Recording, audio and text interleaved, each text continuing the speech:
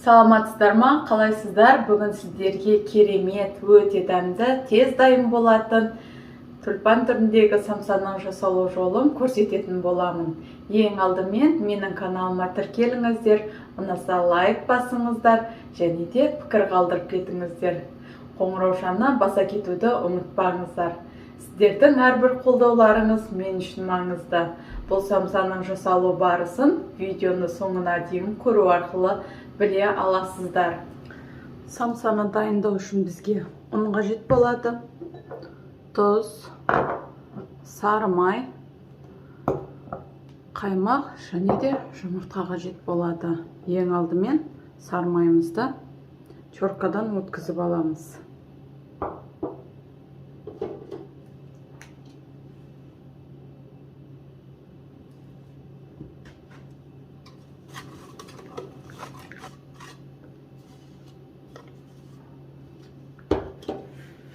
Теркадан өткен сары майдан крошка жасаймыз.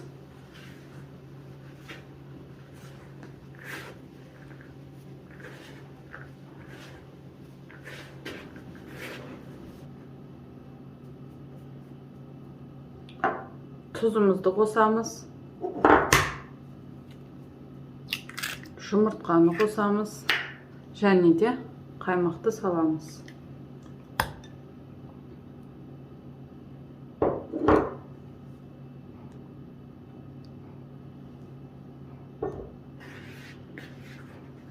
Енді қамыр елейміз.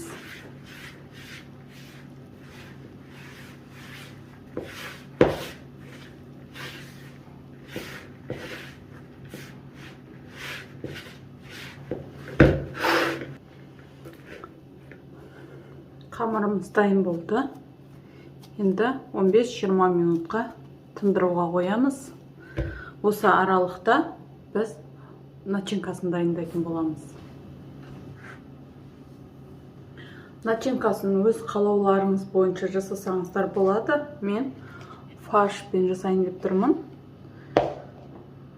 Тұз, қара бұрыш және кристалл тұзы, жуа және де алдында жасалған начинкам қалып кеткен. Осыны қосып жіберемін. Бұл жартылай асқабақ араласқан түрі. Жуамызды майдалап турап шығамын.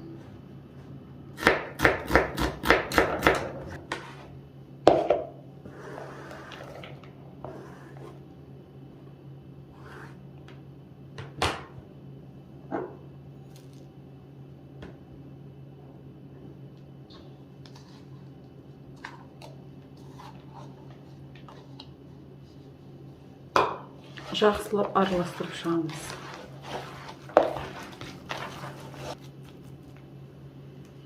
Начинкамыз дайын. Жақсылап июі қанған қамырды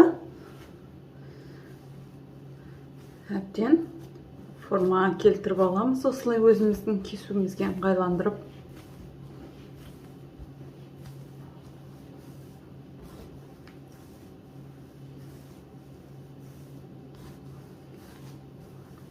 Таразымен тартып бірдей көлемде кесіп алсаңыздар да болады. Немесе көз мөлшерімен өздеріңіздің қалаған көлемде кесіп аласыздар. Негізі бірдей шыққан әдемі болады. Сондықтан таразы жоқ қыздар барынша көз мөлшерінде бірдей етіп кесуге тырысыңыздар.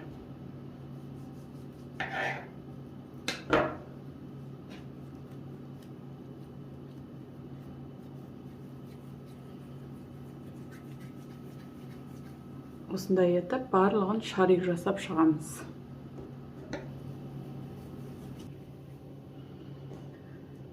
Міне формаға келтіріп алдық.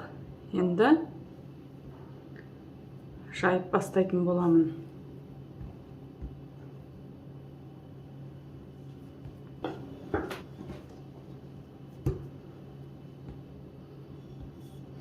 ұн қолдануды қажет етпейді.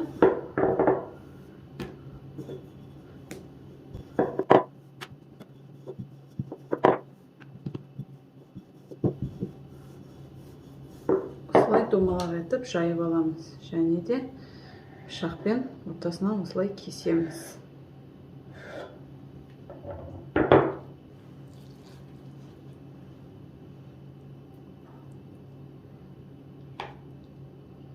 начинкамызды саламыз. Осылай айналдырып шығамыз. Ешқандай да арасынан май жақпайсыздар. Және де бәрін осылай бүгіп шығамыз, бір-біріне жабыстырып.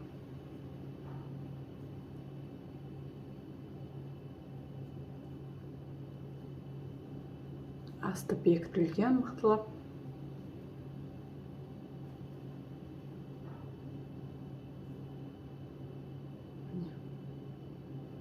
Тағы да сіздерге біреуін көрсетейін.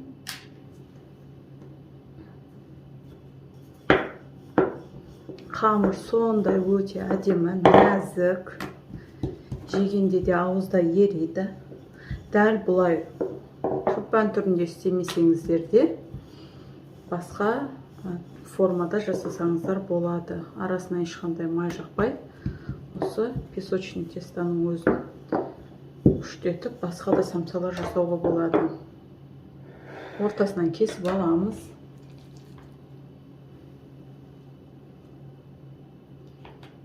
Бұл дейтін дастарханның сәні болатын ерекше самса.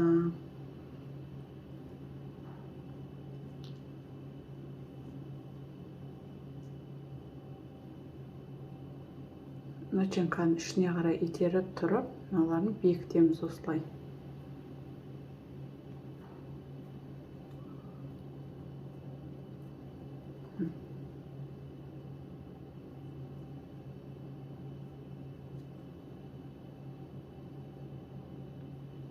Піскенде өте әдемі болып шығады.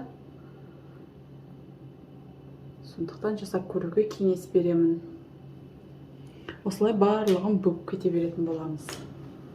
Дәл осы қамырдан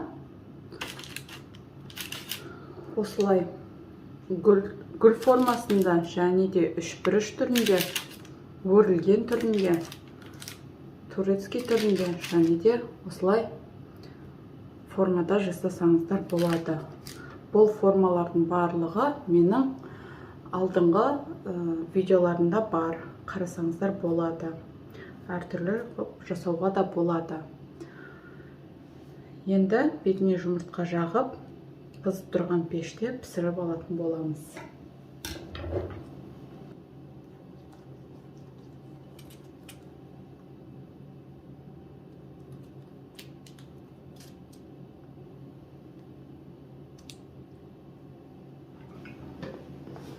Жұмыртқа жағып болды. Енді бетіне әсемдік үшін күнжіт ұнтағын сепсеңіздер болады.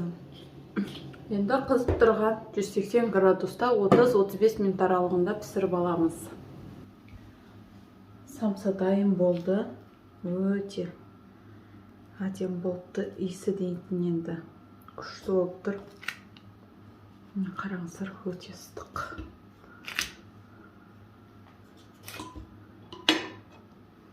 Сіздерге бір арасын көрсетейінші. Вай, ыстық. Мына арасын бәрі таза піскен. Иісінің өзі қандай болып тұр. Міне самсамыз дайын болды. Өте дәмді, өте керемет самса. Дастарханның сәні болатынына сенімдімін. Менің рецептіме жасап көріңіздер. Сіздермен болған мен Гүлжанар. Бізге ас болсын.